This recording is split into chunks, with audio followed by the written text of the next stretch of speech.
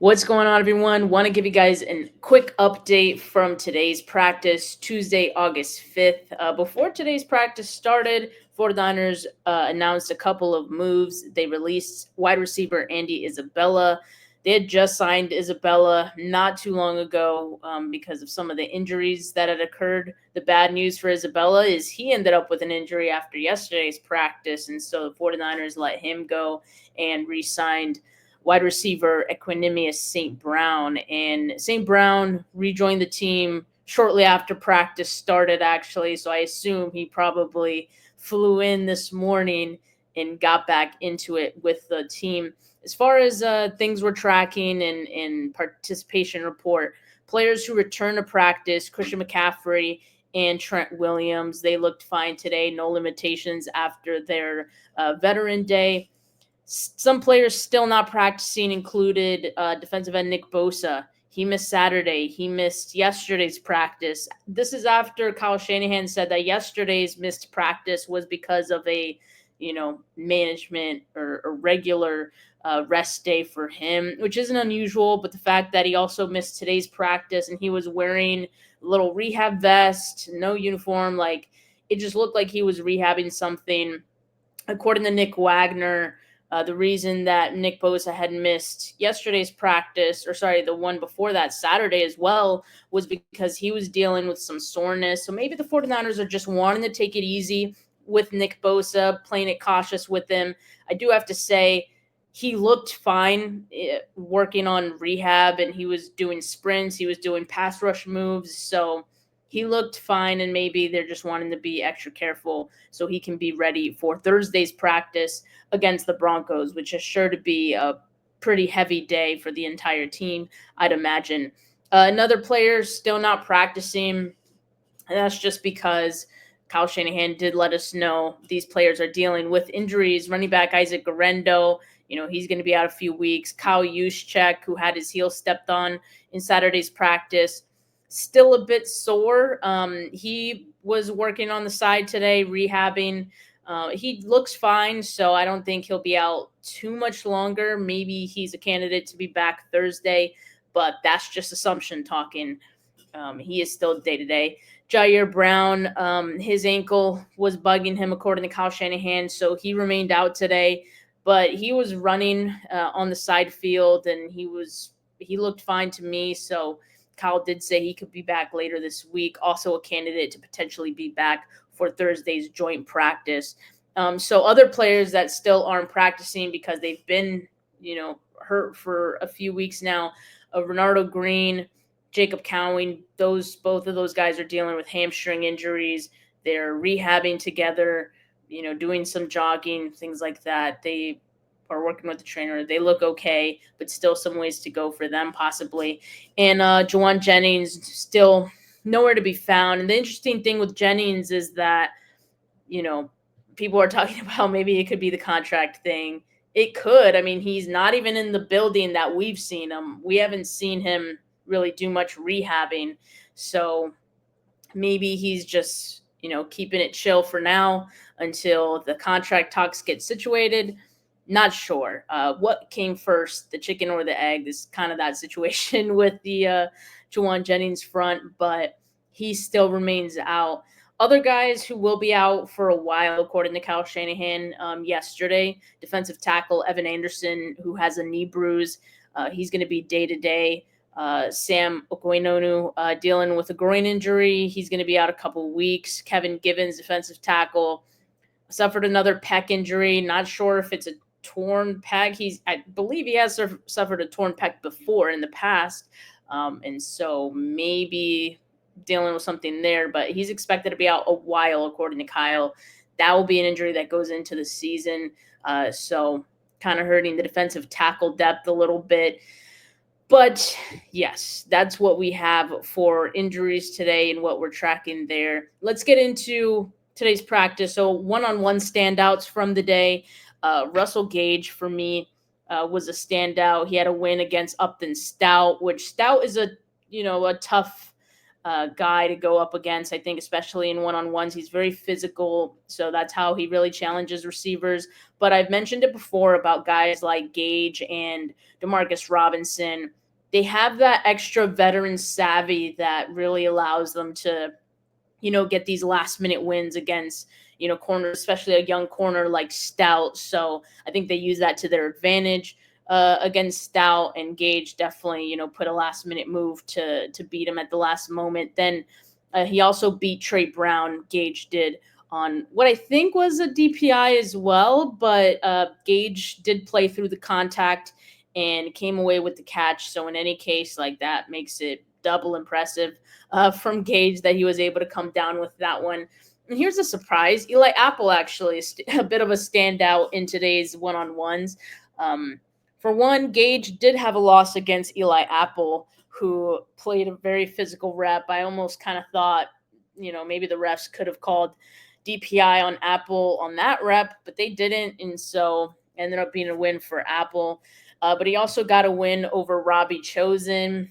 I get it. Like, Robbie Chosen, maybe not the freshest receiver these days, but, any win for Eli Apple to build some confidence with the 49ers, maybe that could go a long way. Just speaking of building confidence, Upton Stout is just a guy that exudes it.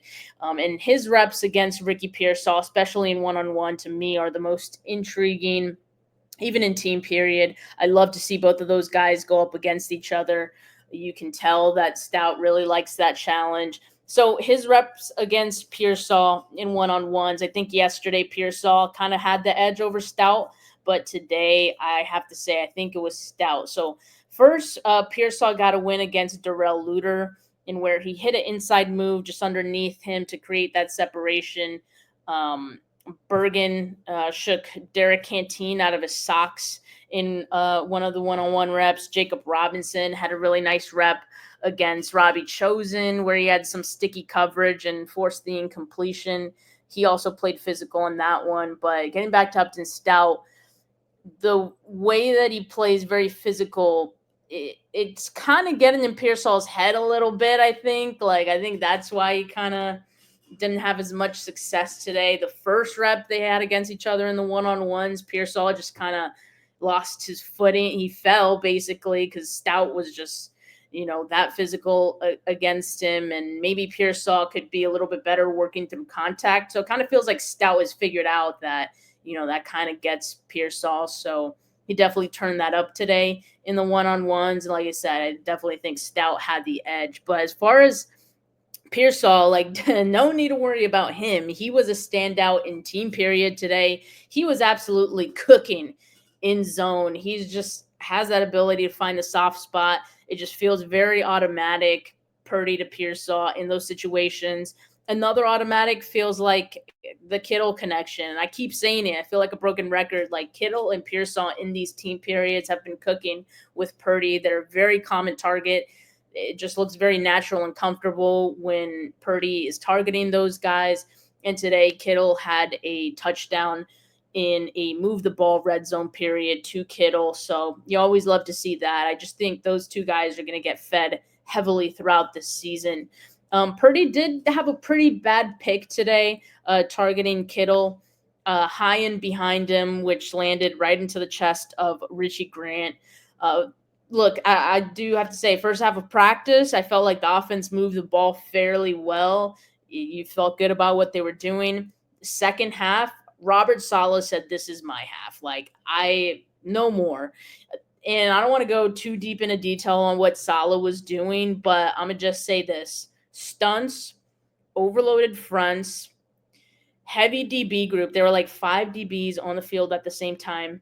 Blitzes, Jason Pinnock. That's all I'm going to say. I don't want to say too much, but, just kind of formulate all that in your head and make some assumptions. But, yeah, so all the crazy things that Saleh was doing in the second half of practice resulted in several would-be sacks for the defense. And, again, this is where I have to bring up Stout, too, because he had a would-be sack. Pinnock, I believe, had a would-be sack. Also, Stout had a pass breakup on a pass that was a nice teardrop throw. Purdy to Christian McCaffrey after McCaffrey beat the linebacker. But Stout, with the great effort, able to get his hands in there at the last moment. That was probably one of the plays, if not one of my favorite plays of the day from Stout. Wonder if the 49ers will post that one, but they'll definitely have other choices from today's practice. It was just that kind of day. But love that from Stout. He continues to have a great training camp so far. Another guy continuing to stack his days, like Jacob Robinson. I mentioned him earlier, right? He had another pass breakup in team period. This time keeping a Mac Jones attempt to Tariq Owens from happening. And, it's kind of notable. He was with the twos today, got a couple of reps with the twos. So maybe that means he's getting more opportunities, better looks, and maybe the coaching staff is as impressed as some of us have been so far watching him in these training camp practices. He continues to kind of like ascend and impress. So that's great for the undrafted free agent corner out of BYU. Jalen Graham, second-year linebacker, he's quietly putting together some nice practices as of late. He's been making some plays in the run game, had a would-be sack today as well. So love to see that from Jalen Graham. Alfred Collins, who a lot of people continue to wonder about. You hear that, he started camp a little disappointing, but he seems to be slowly getting his footing. And I think it's important for people to realize, look, he didn't have rookie minicamp. He didn't have OTA. So training camp is kind of that on-ramp for him to this offseason work. And I think it's slowly coming together. He'll figure it out. I have no doubt about that. Just working out some of the kinks with pad level, working out counters, how to disengage from some blocks and things like that. But it's starting to slowly come together. We saw some wins from him in the one-on-one period. Special teams. So Jake Moody, only man left as of right now after the 49ers released Greg Joseph yesterday. So Jake Moody was 5 of 6. He had a miss from, I think it was 55 yards today. So sounds like, the Jake Moody that we have always known. So like I said, the 49ers tomorrow have Wednesday off, and they'll have their joint practice with the Broncos on Thursday. I can't wait for that. I just get the sense the 49ers can't wait to hit someone other than their own teammates. And speaking of, there's a bit of a little fight today. I don't know who initiated it, but it definitely did seem like Connor Colby, the rookie, was in the middle of it at one point. So maybe he started it or maybe he ended it. But all that to say, definitely feels like the 49ers just can't wait to face another team. I do expect a fight on Thursday. I kind of hope we get to see a fight because it just shows some ferociousness from both sides. And there's a lot of former 49ers on that side. So I'll be at that practice on Thursday. In fact, it'll be my last practice that I'll be attending for this year's training camp. So make sure you guys tune into my recap then. But for now, peace.